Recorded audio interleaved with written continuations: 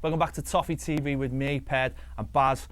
We're coming from Finch Farm today instead of the normally glorious Winslow. Let us have a change. We are getting joined by a man who come through the Everton ranks, played for England, was part of the last team to win an FA Cup at Everton, and now is a coach with the under-21s at Everton. It is David Unsworth. David, thank you very much for joining us on Toffee TV. First of all, how does a lad from Chorley get to Everton? The story is I was playing for Exton Villa one Sunday afternoon, and an Everton scout called Alec Owen, it was the under-14s team. We happened to win the game. I scored a few goals, and he invited me over for a trial at Belfield. I think it was the Easter half term. I stayed at Colin Harvey's mum and dad's house in Fazakerley for the weekend. That was my digs, and from that initial trial I got asked to sign schoolboy forms, and the rest was history. And you made your debut against Spurs in that classic, probably forgotten 3-3 draw, but we haven't forgotten it, we're old enough for it. That must have been a mad game to come on and get your first goal. Well, I didn't know until the Friday that I was travelling down with the squad, and myself, Billy Kenny and Ian Jenkins at the time got the nod really late shout on the Friday that we were going down, and I just thought we were going to go down there for the experience. But I was, on the Saturday, Howard told me on the bus that I was on the bench. So those are the days with 2 subs and a sub keeper. So I was delighted, and then we were 3-0 down at half time. Got it back. Peter Beardsley scored 2 goals, and I got on for the last. I think it was 15 minutes, and ended up popping up with the equaliser. So it was a great experience. I remember it like it was yesterday, believe it or not. I remember the bus home was great. And my career just took off, really. I think you've done yourself a disservice there, popped up with the equaliser. A glorious far post volley. Yeah. And it's on YouTube, as all the goals are, and it was an absolute scream. Yeah, and then obviously there was a bit of a break then. You played a few games, but towards the end of the 94 season under Mike Walker, you got a few games. I mean, that must have been a bit of a mad time to be in the side, coming into with everything that was going on at the club. Yeah, I mean, the season after was quite frustrating because you have a little taste of it, and as a young kid you want more, And I think I played a couple of games the next season, played in all the reserve games, and then the start of the season afterwards was again a big frustration. You just want to play. As soon as you taste it, you just want more. And Mike came in, and he literally put me in the team straight away. Unfortunately, we were struggling at the time, as we all know. But for me, it was just that was my opportunity, and it was a case of me just staying in the team. And I got in and played in that last game of the season against Wimbledon, and that was my Everton career properly up and running then. Yeah. And you stayed in the side, and when obviously Joe Royle come into you kept your place. I mean, how did things change from Mike Walker to Joe Royle, and obviously going on the run to stay up, and then obviously getting to Wembley? Yeah, it changed overnight. It changed like somebody would press a switch. I remember Joe's and Willie Donaghy's very first session. It was in the international break. There was only 6 or 7 of us left at the training ground, and everything was high intensity. We were pressing the ball. Everything was about your back 4 defending, the midfield defending, and everything was geared towards the team defending as a unit. And then I think we kept 5 clean sheets on the run, won 3 games in a week, and then went on this brilliant cup run. Yeah, I mean the cup run. Well, it was like at the time, I suppose it was the release, wasn't it? It was the release from the league, even though we were doing so well. I mean, what are your memories of the FA Cup run? Great. I remember I played in all but one game, which was the Norwich game, where we won 5. Was it 5? 5-0. I was suspended for that. So I played in every other game. I remember going to Bristol, getting battered. Yeah. Horrendous game, poor pitch. We didn't play well. Neville was unbelievable. They hit the post, they hit the bar, and we got away with one. And Jacko's never scored a goal with his left foot ever.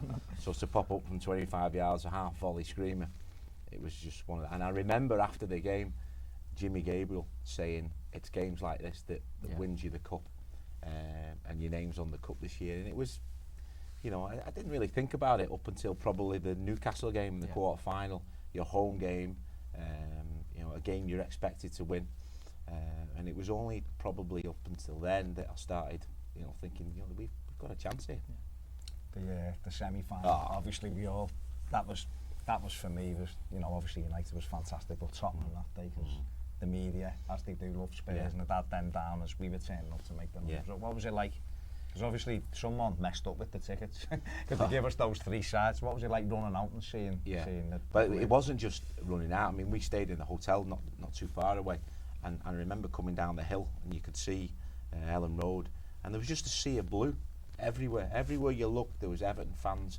We had Everton fans all over the hotel, all the way down, and then you get into Ellen Road. There's just Evertonians everywhere, and then you get on the pitch. And we've got 3 sides of the ground. I mean, Tottenham must have been gutted with that, And straight away, as the lads were coming out, to have a look at the pitch, as they all do, all the Evertonians were in there already. It's an hour and a half before the game, and the noise from the Evertonians, and you just knew as a player. Difficult to put it into words, but that feeling that this is us. This is like a home game. To have fans behind both goals and the main stand, it was you just knew, and that's the best way I can describe it. And we probably put in one of the best performances an Everton team's ever produced. That day, everything just was perfect. Everything just clicked, and me and Dave Watson are still gutted that we conceded the only goal in the cup run. So. Do from the Waggy gave it away, wasn't me? So I blamed him on that one. That was the only game I missed the whole run. The semi-final was the only one. I was at Bristol. I went to every game but the semi-final. But I was that confident. I remember my mum saying to me, "I'll get you the ticket," and I was like, "No, Mum, I'll get me the final ticket," because I knew we were going to win it. So I was on the telly from the corner. But was that actually your favourite game of the cup run? Because a lot of people do say, a lot of fans say the semi. That game is my favourite game ever. Yeah. And I get asked this all the time. What was your best ever game? What was your most memorable game? And every answer leads to that game. I think it's my best ever performance in an Everton shirt. I think it's the best game I've ever played in for Everton and in my career. Everything was perfect, and you don't get many games like that in your career where just everything went our way on the day, and we scored the goals. We were brilliant defensively. Every player was probably 9 out of 10, 10 out of 10, and it doesn't happen very often. Because they were flying Spurs as well. Yeah, they had a really good season. Klinsmann was on fire, Sheringham was on fire. The press had built it up that they wanted the Tottenham Man United dream final. I remember Joe's comments afterwards to the press. That was great that we'd spoiled it for them. What does he say before? You're talking about getting to the ground as Everton. What was his team talk like in terms of, because they were, I suppose, not in our eyes obviously, but in everyone else's eyes. I'll be honest with you, the FA Cup was a nice distraction for us because of our position in the league. Everything for us. I mean, I remember, the game before. I think it was it 2 weeks before the cup? Was it Ipswich where we went and won 1-0? And that was the game that also that kept us up. And that feeling then was like, right, we can enjoy the cup final now. It was just another game because the league was so important. I can't tell you how important Joe and Willie, stressed that the league was everything. And then when we beat Ipswich 1-0, I think it was a Tuesday night, 1-0. Ridder scored. We then relaxed then, and then I remember getting to the final, and Joe's team talk for the final was, lads, listen, we've stayed up, we've done everything that we wanted to do. We're here now, we might as well go and win it. And he said it jokingly, and that was it. And we did, and it was great. The final itself, I mean, you had a great game, to be honest. You kept Mark Hughes quite quiet during the game. When you look at the difference between that and the semi-final, I mean, as you say, the team-wise, the semi-final was a great game. You said that's your favourite game, but performance-wise, the final, you must look at that as one of your highlights as well. Yeah, I think defensively, the final was fantastic. Our football, attackingly, was probably better in the semi-final, but we scored early, didn't we? And I remember thinking, oh, we've got a long way to go. There's no way you're defending a 1-0 lead against Man United. I actually felt going into half-time that we might have needed to score another goal, a couple of goals, because you knew that they would score. For that Man United team, not to score a goal was going to be really tough. But we defended quite deep in the second half, which, as you know, when teams do that, it's very difficult to break down. And you know, Ammo came on, Duncan came on, and we caught them on the counter-attack a couple of times, and possibly could have scored a few more. Nev pulled off the double save from Paul Scholes, and we just defending for our lives, and then, but it went on forever. The second half just went on forever. You're playing in it, you want to be standing behind the goal. It was went on for about well, 3 I hours. suppose it's easy playing in it, you know, you can do something about it, but no, it was just, you know, it was a feeling of relief at the end. And you know, as a 21-year-old lad, you know, growing up in Chorley, every kid's dream was to win the FA Cup, and I was no different. And you know, to see my mum and dad and my wife and my family, and it's just what dreams are made of. It's why you want to play in the game. You were back at Wembley not too long after playing for England against Japan, I think it was, in the Umbro Cup, made your debut. At that time, you must have been absolutely flying. Did you think that was going to be the start of your England career, or were you just concentrating on doing the best you could? I think I wasn't really, I say bothered. Bothered isn't the right word. The England stuff, I mean, I'd played for the 21s, I'd captained the under-21s, and it was great. I loved it, and I got the call up, and I got a couple of call ups to the B team, but for me, it just wasn't the same. It didn't mean as much than playing for Everton. Yeah. And it was great, and I loved it, and I would never change it. But for me, playing for Everton was everything. Hi, I'm Roberto Martinez, and you're watching Toffee TV. So obviously, after that, playing for England, we're all full of hope. Won the cup, and you got a new megastar as well, didn't we? Megastar, and we were flying. We Russian. We were flying. We had Ondake and Chelsea. Yeah. We looked like a fantastic side, and we were a fantastic side. We were. And for some reason, and I don't think anyone can still put the finger on it, it just started going downhill. I mean, have you ever made sense of why that started to happen? Joe and I talk quite a lot about it, you know, because having played in that team, we felt we were onto something really special. Won the cup. Andre came in, Gary Speed came in, you know, two great players. Nicky Barmby came in, you know, and we kept everybody. You know, everybody was there, and we had a couple of injuries. I remember us going 6th. I think we beat Derby 1-0, didn't we, away? And did we go? People say the dark horses, but people, you know, I remember Andy Gray and Richard Keys saying, you know, Everton could win the league this year, and you know, actually to hear those words, great feeling. And then I think we got a couple of injuries. Joe Parkey got injured. Waggy broke his ribs, if I remember rightly. I think Barry Horn was out. John Ebro was out. And when you look at, you know, the spine of the team, Duncan was starting to struggle with his injuries, and it just seemed to just peter out a little bit. Andre obviously got injured as well, and it just fell apart. And just by a couple of little knocks and injuries that happened sort of one every week for a couple of weeks, and then Joe wanted to sign a couple of players, and that didn't happen, and that was it. And then Joe left, and you know, that's the team broke up, like teams normally do when a manager leaves. So was it a massive shock when he left? Because to us as fans, obviously you see the stuff on the papers, and we knew that it was Torrance, Flo, and I think it was Klaus Echtvarg, was it, the other fella? And because at that time I think we were getting Slaven Bilic as well, or we were linked with him as well, and we lost those games over Christmas. We lost at Middlesbrough. I think that's when Parkey got injured, and we did just seem to go into free fall a bit, but it was still a massive shock when the news came through that he'd gone. Yeah, I mean, I was gutted. I mean, Joe, you know, for me, Joe was a father figure. It's easy to say that, but he was. I was the youngest member of that team, quite easily, and Joe was brilliant. You know, he treated me fantastically well, and I was devastated when he left. I was gutted. Yeah, and then, you know, you see Waggy get injured, Duncan get injured, and you know, the big thing was Parkey getting injured as well. I can't tell you how good Parkey was to play behind. You know, for a centre half, he was just fantastic. You know, he would have gone on to play for England. I have no doubt about that whatsoever. In fact, I think he was going to be called up a couple of weeks after, you know, he got injured. And you know, like any team, your best players get injured, you struggle. It's as simple. We've seen it this year. We've seen it last year. We'll always see it. You know, if your key players get injured at real key times, you're going to struggle. You're going to struggle. One of my favourite players, Joe Parkinson. I've actually played with him and against him. didn't get a kick out at the time. No, and this is when he was supposed to be injured. And I actually named one of my tables on my wedding after the Joe Parkinson table, and he still rips me to bits about it now. I'm surprised.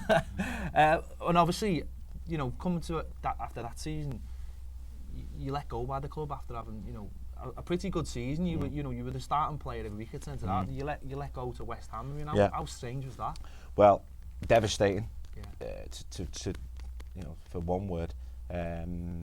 But that's what football's about. New manager comes in, different opinion, different way of playing, or different, you know, ideas on individuals. And I remember getting a call off Howard, saying, "Listen, you know, you're probably fourth in line to start. I want to do a deal with West Ham for Danny Williamson. West Ham want you. We've agreed the deal. You know, do you want to go and talk to Harry?" Well, my first answer was no, I don't, because he called me down to his house, and I was like, well, he said, "Well, you know, you're not going to play every week." So then you go home, you talk to the people close to you, you discuss it, you think about it. So I can honestly say I went down to London to speak to Harry with no intention of signing for West Ham at all. But then you meet Harry, and he's such a charmer that within 5 minutes you know you're going to sign for them. And Harry's a great guy. He's a top guy. He's a top man, and I love to play for him. But yeah, it broke my heart. You made your debut for West Ham. That was even worse. I remember getting the ball and sort of looking up for a blue shirt, and then remembering, playing for West Ham now. You know, that was a hard day. That was a tough. One of the hardest games I've had to play in. I think West Ham took the lead and we won 2-1. Yeah, that's right. But I had a great year. I loved it. I loved playing for Harry. He's a great manager, and I enjoyed my time there. So you have a good year at West Ham, and then you go to Villa, and then something happened, and then you end up back at Everton. I mean, how did that all turn about? The story is quite boring, and the story is, you know, a lot of it's been made. But Howard obviously left. Walter came in, and I got a call off Dave Watson saying, "Listen, Walter likes you. Do you want to come back?" And I said, "I'm on my way," you know. And then it all went quiet for a couple of weeks, and then Villa came in out of nowhere with a bid for West Ham, and they accepted it. So we were trying to get hold of a few people at Everton and heard nothing back. We then found out afterwards that that everybody was they were signing John Collins, Olivier Dacour, and everybody was away in the south of France, and so I didn't hear anything back. So I literally, Villa is a great club, massive club, and a chance to come back home. I had a young family at the time. My daughter was only a couple of months old, so the chance to come home to be around our family was a big incentive. And literally, I'm talking minutes after I signed for Villa, we've heard that Everton, I want to sign you. So, it's very, very easy for me to sit here now. At the time, it was like your world had fell apart. The chance to go back to the only place you want to play, and it's come so close that you think, oh, what have I done? That's a big mistake. And I just thought about it overnight and just went in the next day and said, listen, I know Everton want me back. I have signed here with the best intentions, but I want to be at the Blues. And then a few weeks later, it all gets sorted out, and thankfully, I end up back at the Toffees, and again, just a massive, proud moment to sign for us again, and then the second chapter begins. And obviously, a couple of years under Walter Smith, and David Moyes comes in, and obviously we were struggling then. 27 seconds into the first game. I think it was 26 actually. Oh, I'll take a second. I'm not going to argue with you. First minute of David Moyes' first game, we're obviously struggling. I'd been to Middlesbrough the week before. I'd say that we were definitely struggling. Yeah. But you pop up and lash your volley in, and get us flying. Yeah, it was. I mean, I was playing left midfield that day. I mean, Andy Oldham had always quite fans of me playing there in midfield, and I played there a couple of times in central midfield as well. I mean, I started off as a midfielder. But I think one thing we needed was to be a little bit more solid. So I got pushed into midfield, and it was a good knockdown and laid back, and I ended up, it was just great to get. I mean, the roof came off, Goodison. It was just a fantastic start. And David's the day before when David came in on the Friday, he impressed everybody with his knowledge, certainly of Fulham, the way he set us up in training, you know, the way we trained. You know, all of the players would turn around and went, wow, this guy's for real, you know. We didn't know a great deal of him. You know, we know he'd been the manager of Preston in the lower leagues, but you know, to come from Preston to Everton was a massive thing for him. And you know, his first impressions meant anything. He certainly made a big impression on all the players that day. He was terrific on the Friday morning, and that just went into the game on the Saturday, and we won the game. If they come to Goodison in the FA Cup, you scored both penalties when we beat them 2-0. They were excellent that day. Yeah. Just moving on, you scored that volley, but then I was at Derby the week later when you scored again and went on the longest run I've ever seen to celebrate a goal. No, again, we set up, you know, again, defensively, we had a game plan, and I remember the preparation was very similar to the Fulham game, very detailed, very thorough, and what the score was it? Was it 4-3? 4-1. So we were 4-1 up, 4-3, yeah. But I mean, the back-to-back wins were so important. It just gave us a little bit of breathing space, didn't it? And you know, I mean, I bet David was absolutely delighted, you know, to win his first 2 games. But yeah, thankfully pops up on the score sheet. Yeah, my dad got a few quid again for getting me first goal scorer again. So he was made up those first couple of weeks that David came in. It's all about positions there. To be honest, I always thought you made a really good left midfield. I always said you should have played there more. And obviously you played left back as well. And obviously playing centre half, you got this, you know, you got the nickname Rhino for bringing the ball out the back. In fact, my missus spotted you once on Mackley Street and introduced herself to your missus by calling her Mrs. Rhino. So it should be made up on talking about like on this. But I'm sure my missus would be delighted with that. Yeah. I mean, what was your favourite position if you could have had one? Centre back. Yeah. Yeah. I always felt I was a centre back who could play left back, not the other way around. I always felt my game was more suited to being a centre back. I felt I had more consistency there. I felt it was more of a battle as a centre back, something that I enjoyed. And yeah, I played the odd game in midfield, but you know, I think my career is probably split 50-50 left back and centre back. But I always felt more comfortable as a centre back, and I enjoyed it more probably there. Watch John Stones now coming out the back with the ball. Yeah. You think, yeah, I started that. Well, I don't know if I do it. I don't know if I did it as classy as John does, but it's great when John does that. He looks such a great footballer. He's a tremendous guy. People forget how young he still is. You know, his best years ahead of him. So, you know, we've got a great football on our hands there, and you know, him bringing the ball out from the back shouldn't be discouraged. I don't think. I think it looks great. It can be so effective. And John's defending is getting better and better. He's a top player already, and you know, he's got his best years to come.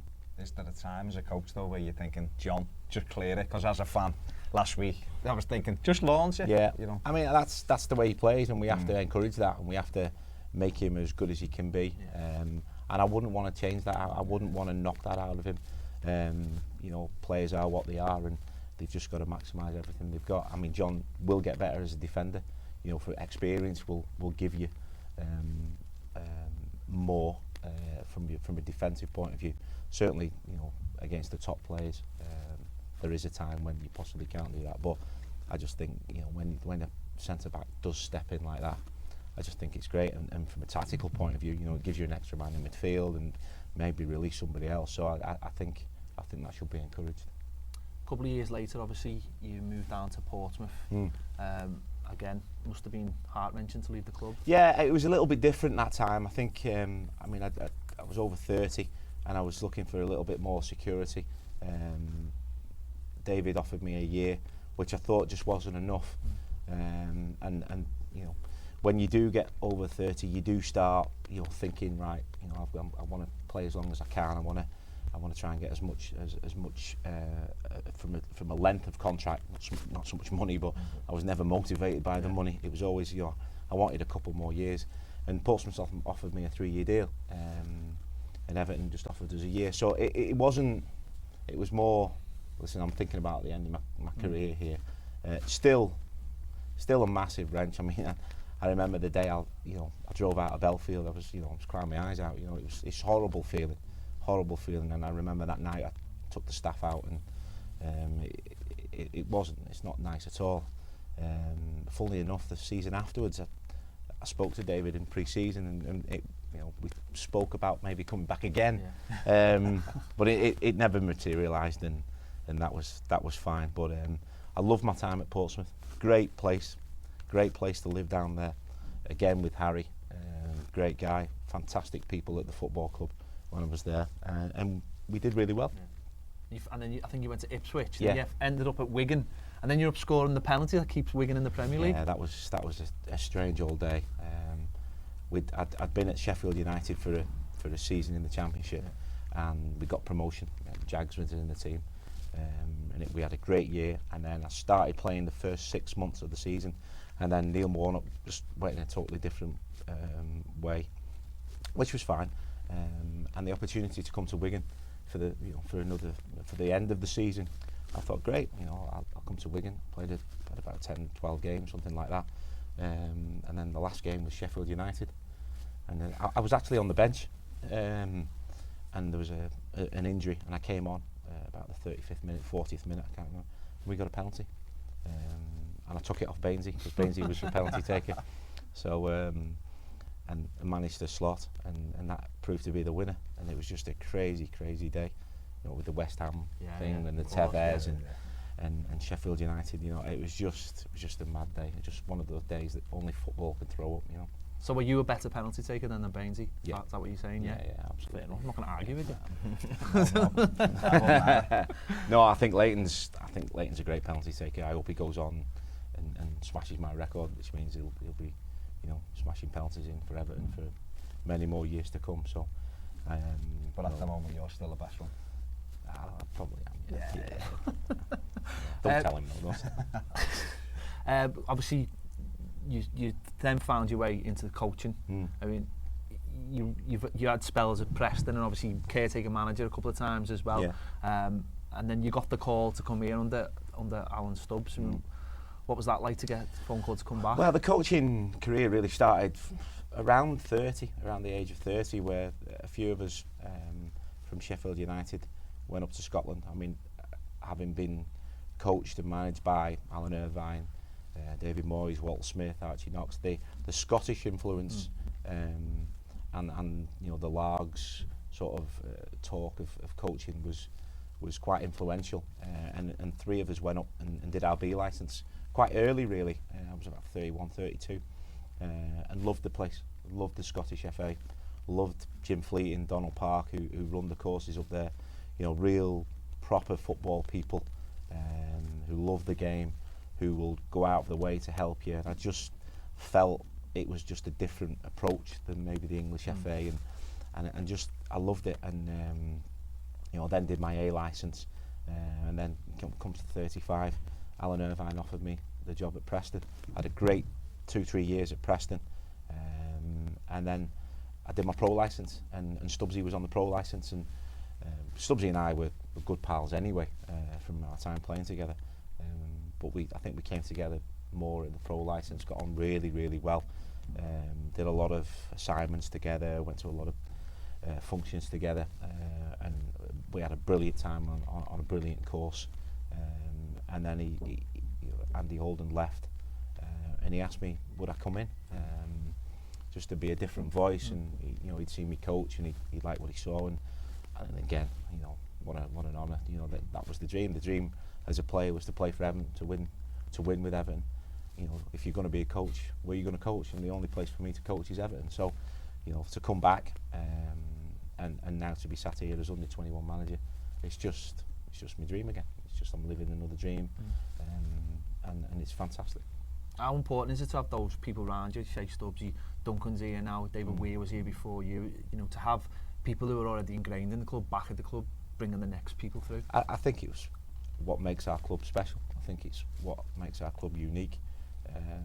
There's not just ourselves, Sheeds and Duncan, Alan, Davy Weir's been here. There's other fantastic coaches in the academy that have been here as maybe as a scholar or as a YTS lad who maybe haven't had the career that some of us have had, but they still love the club the way we do, and that is ingrained all the way through the age groups, and I think it's what sets us apart. I think it's what makes us special.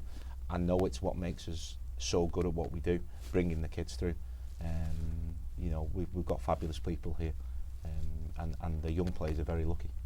Can I ask you what the difference, because obviously you've done this whole journey, and you now, like you say, you're teaching the next generation, but differences when you were, say, 16, 17, yeah. What are the differences now? Because obviously the money's changed a lot over the course of that time. You see young lads at 17 now with big cars and big contracts. Yeah. But what are the differences you see, or is it still very similar?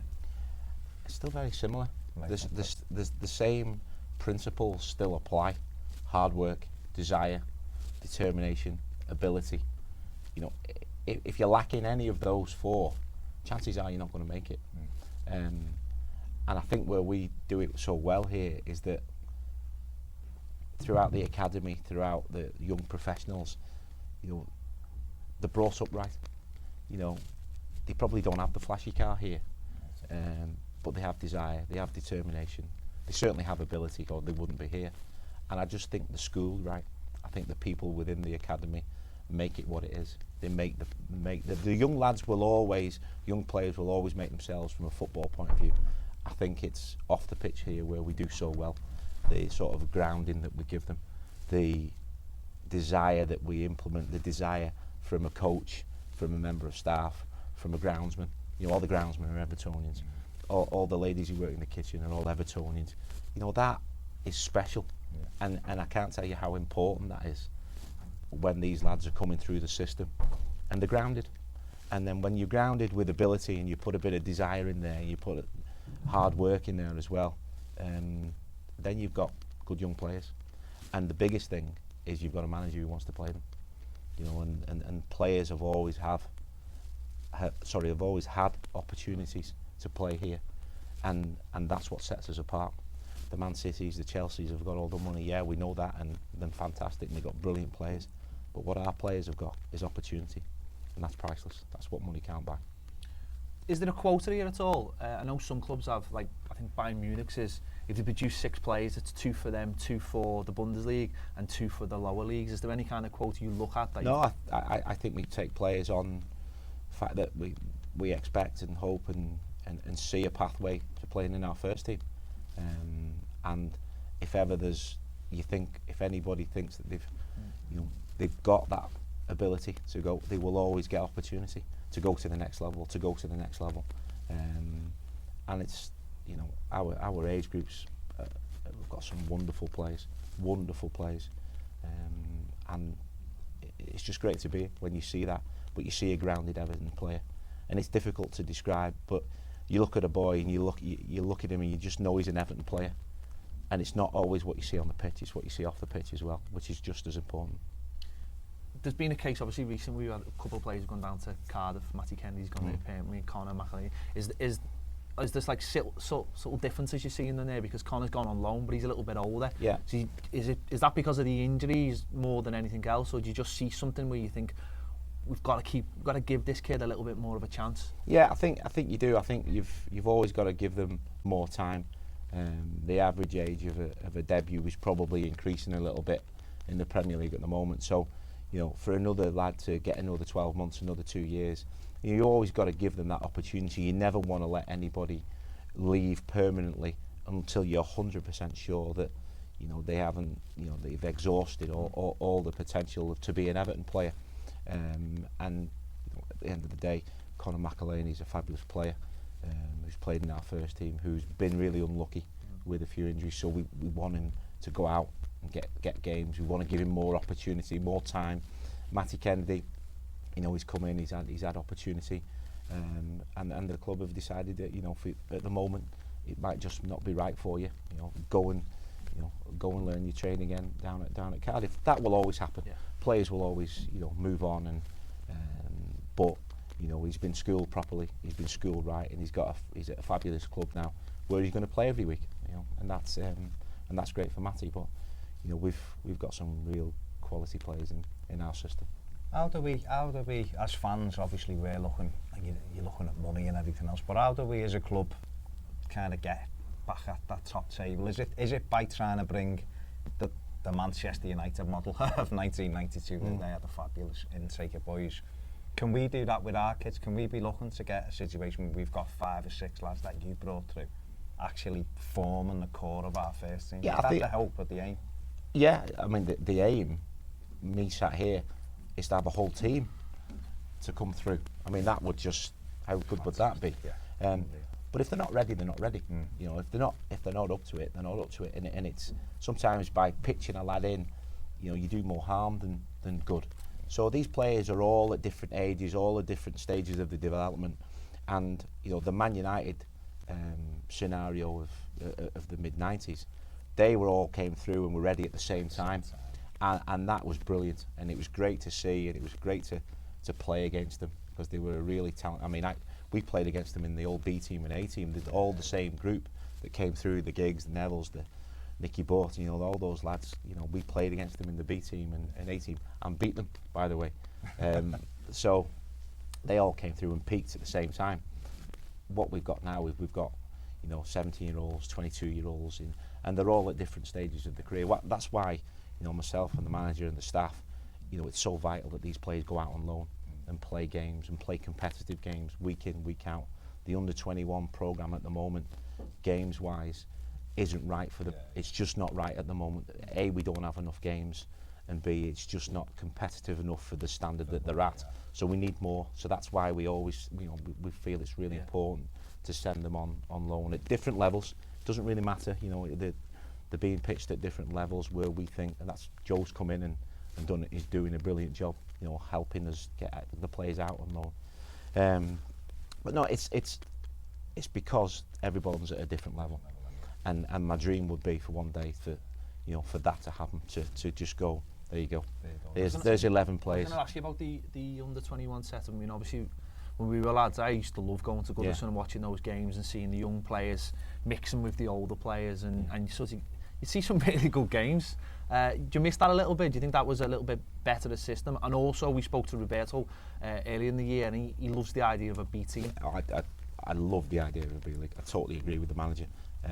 It would just be fantastic. We played Villarreal a couple of weeks ago, and they weren't better than us, technically, tactically, you know, very, very close teams, you know, very, very similar, but they had an edge.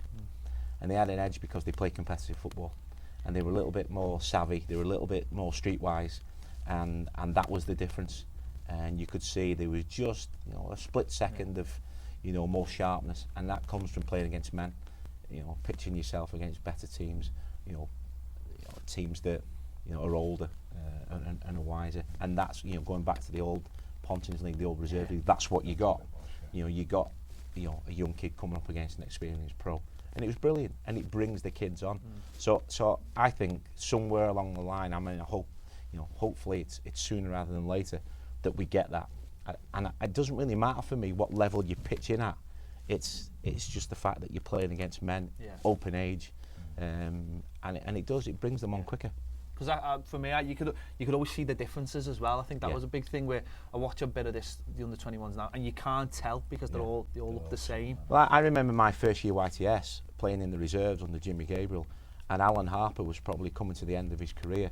Now, I had 12 months in the reserves with Alan Harper, and he probably, you know, indirectly taught me more playing alongside him, you know, in the reserve games than 2, 3, 4 years of coaching. You know, that know-how, that you know, the little old pros tricks, you know, little things like that. You know, you get that when you're playing with these guys, and it was just vital for me, you know, in my development that I was lucky enough to play with Alan for a year in the reserves. Can I ask you, because there's been a lot of stuff about Abraham Ross Barkley, and whether some fans get on his back because he's a local lad. You're a lad that's came through the youth side, one of our own, as we like to call it. How difficult is it when you're not brought in, you're not bought in, to kind of come through and hold your own? Because is there more pressure because you've come through the ranks, or do you think it's more pressure when you're bought in? I know I can only speak for myself, but I put myself under pressure because it means so much. I know Ross, and I know how much he loves this club. I know how much he loves playing for this club. So he will put probably more pressure on himself than 40,000 people put together, because he's a perfectionist. He's a top pro, And let's get it right. There should be pressure on an Everton player. This is Everton. You know, you're talking about Everton Football Club here. There has to be pressure. We're a top club. You know, so any player that plays for Everton is under pressure. You have to handle that. Just a couple of final questions. Obviously, you went to Preston. You were given the job. Do you look back at that now and think, well, I'm glad I got that little taste of it, but you've worked your way up. Do you think that's a better system to becoming a top manager? Yeah. I mean, there's no set way, is there? There's no set sort of guidelines. You must do it this way, and you will end up here. I had a great couple of years at Preston. I went from reserve coach to first team coach to manager, and then went to Sheffield United and I was head of coaching for the academy, so I know how the academies work. So my sort of schooling, I've been really, really lucky. You know, some guys finish the career and go straight into managing it. There's no set way. You know, it's how you are as a person, your relationships. Can you coach? Can you set up a team? You know, it's some people have it, some people don't. Some people have to learn gradually. Some people just are fortunate enough to be given what we're talking about, opportunity, quicker. And I wouldn't change sort of my coaching career to date because I've picked up so much over the last few years. Without naming names, are there you know, how many do you think are ready to go into that first team? It's difficult. I mean, that's why I said don't name names. I want to say all of them, but they're all at different stages. Yeah. I feel very privileged and lucky that I feel like we have a really talented crop of players, and you know, I would say to you what I would say to them along the way. You know, they will get an opportunity here. When it'll be, I don't know, but I know with the manager that we've got and the setup that we've got, that they will get the opportunity. And what I do know is they'll be fine if they get that opportunity because they're good players. Can I ask you, do you want to be a manager again, or do you just love what you're doing? I love what I'm doing. I'm not going to turn around and say, you know, Roberto, your job's mine. Don't be daft. You know, I love the manager. He's doing a fantastic job. I love the way he goes about his work. Fantastic. I wouldn't change what I'm doing for anything. I know and I feel I can fulfill all my coaching and managerial ambitions, whatever that might be here at Everton, and I'm very happy to do that. So if we ask you to be the manager, you're going to turn us down? Manager of what? Of Everton. Don't be silly. And if that day does happen, will you have to scrap it out with the big fella for the manager? Duncan? Yeah. That'd be a good fight, that, wouldn't it? Yeah. Listen, Duncan's loving what he's doing. I'm loving what I'm doing. The manager is young, he's ambitious. I love his work. I love his coaching. He's a fantastic coach. Fantastic. I can't tell you how good a coach he is. If that day comes, well, we'll have a chat about it. If it doesn't, listen, I'll tell you something now. I'm loving what I'm doing here. It's the best job I've ever done. There you go. He says it all. Big thanks to Dave. Thank you. Big thanks to Everton as well for letting us come to Finch Farm and interview this top man. From Toffee TV, from Baz and me, Ped. We'll catch you next time. Hi, I'm Roberto Martinez and you're watching Toffee TV.